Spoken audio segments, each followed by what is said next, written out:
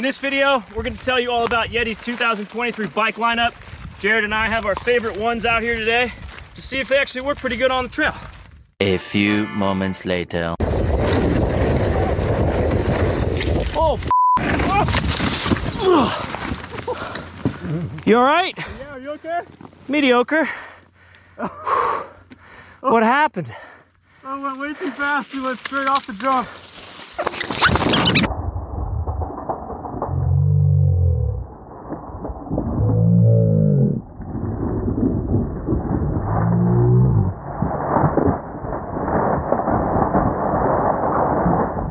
We are here to tell you about these bikes, and we were planning to do this from the trail, but as you just saw, we tested the bikes so hard, we crashed them and crashed into each other, and we had to postpone the rest of the filming that day because we weren't in the best condition. What happened? Center too deep, man. We borrowed Liam's 120 and crashed it bad. He crashed. You crashed right in front of me. I crashed. You went the wrong direction off the jump, and I followed you into oblivion. Now Liam's bike is broken, and we're all scuffed up, and we got to film the rest of this video another day. But more or less, we've been putting the new Yetis through some good testing, and we wanted to talk about sort of Yeti's entire 2023 bike lineup, the 29er stuff specifically, what bike works for what rider, and I don't know, gloss over some details. But speaking of details, we have individual videos on all the key bikes, the 160E, 120, 140, and 160 that Jared made. So hit the description down below if you want to see all the little details and granular stuff about every individual bike. Let's get down to the nitty-gritty. But starting with their lineup. Yeah, absolutely. Starting with the lineup, with the very least amount of travel first, we have got the Yeti Arc, which is a hardtail. And that actually bike comes with a 130 millimeter fork. Trail bikey hardtail. Trail bikey hardtail. Yeah, that's a really fun bike to ride. It does not ride like a cross-country hardtail at all. It rides like a much more sort of fun, playful, like trail bike hardtail. That feels lightweight and fast and more capable than like the XC hardtail you might be thinking of. Yeah. Or some people think of, I guess, when they hear hardtail. Yeah. So yeah, the Arc didn't see as many revisions this year. It still has a press fit bottom bracket. But it does have the secured cable management like the other bikes do, and it did get some fresh new paint colors as well. Yeah, Yeti's whole lineup, obviously, so they went from, it was 115, 130, 150. Now it's 120, 140, 160. Three kind of very, I won't say very different bikes, but three different bikes. A lot of little refinements, refined switch infinity, threaded bottom brackets, which Jared's really happy about because he works on his bike all the time. Sometimes with a few cocktails, so threaded bottom brackets are a little easier there. Absolutely. And cable management, did you already say that? Yeah, the cable management looks a lot nicer, which you can see on screen now. But I feel like Yeti's line is now sort of really cohesive, makes a lot of sense in those 20 millimeter increments. The 120, which is that sort of fun, lightweight, playful, what do you call these things? Like, I call them just trail bikes. To me, it's like a trail bike, but then what do you call the 140? Trail bike. Mountain bike. Mountain bike. I think the 120 is like, again, for the rider who wants to do a lot, but maybe not do bike parky, super gnarly stuff, still want a fast, lightweight bike, 120. I love riding that sort of 115 mil travel, 120 mil travel 29er. Works great for what I ride most often. I try to have my main bike as the bike that works for the terrain I ride the most often. So I'm kind of leaning towards like, oh, that 120 is sweet. That's the one I crashed earlier that you saw. It was also Liam's 120 that I was riding. I really enjoyed that bike. It can go down, gnarly stuff. Oh yeah. What was cool is when we were out filming, we were riding all three of those bikes back to back on the same gnarly trail in the same sections. So you can see right now, this is me riding a really rocky section on the 120 and then back to back with the 160. Both bikes managed and did it, but I looked a little bit more like a bucking bronco rider on the 120 than I did the 160. So clearly more travel, more stability. Yeah, but that 120 is super fun.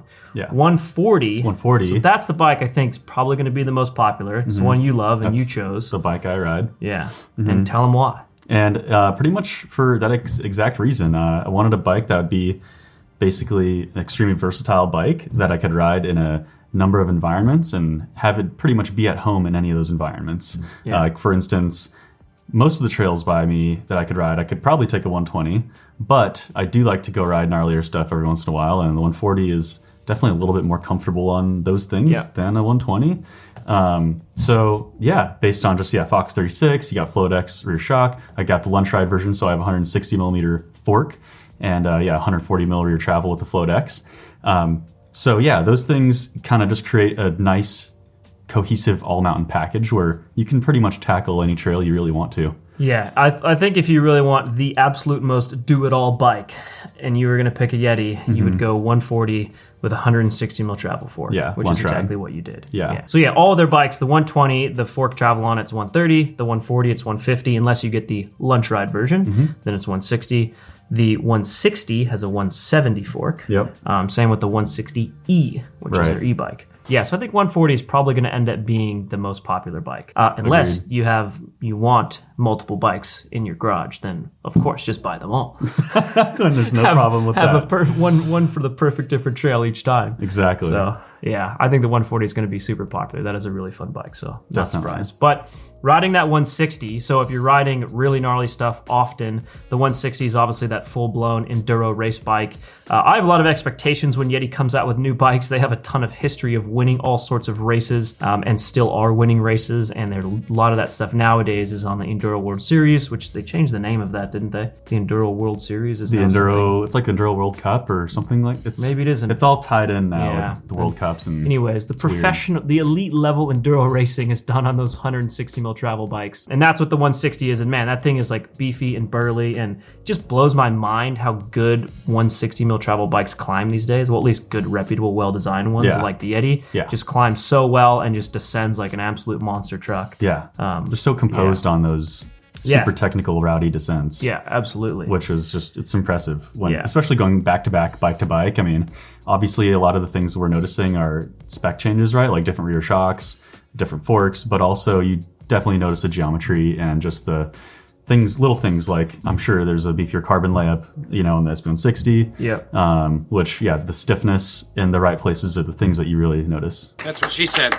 Yeah, that's true. So it's just a nice lineup. I think Yeti kind of has, something for everyone now, and exactly like what you ride most often and the bike you want for that, that's optimized for that. Yeti's just kind of nailed it in every little increment, which is really cool to see. Yeah, absolutely. I'm impressed. I think it's just a much more cohesive, logical line of bikes than it's ever has been for Yeti. Totally. Which is rad to see. Yeah, and least but not last, the 160E. That's right. The e-bike, the big monster truck of an e-bike. I guess I'm still confused on when we're going to start classifying e-bikes as like lightweight e-bike, heavy e-bike, midweight e-bike.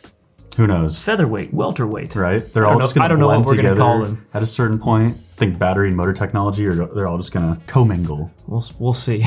But it's going to be a big e-bike. The Yeti 160E, man, that's such a fun bike. So it's a larger battery, longer travel, high-powered e-bike. Right? That's how you would describe that guy. 50 pounds. Yeah, it's thing, but you can ride it a long time. Oh yeah, all day. With a lot of power.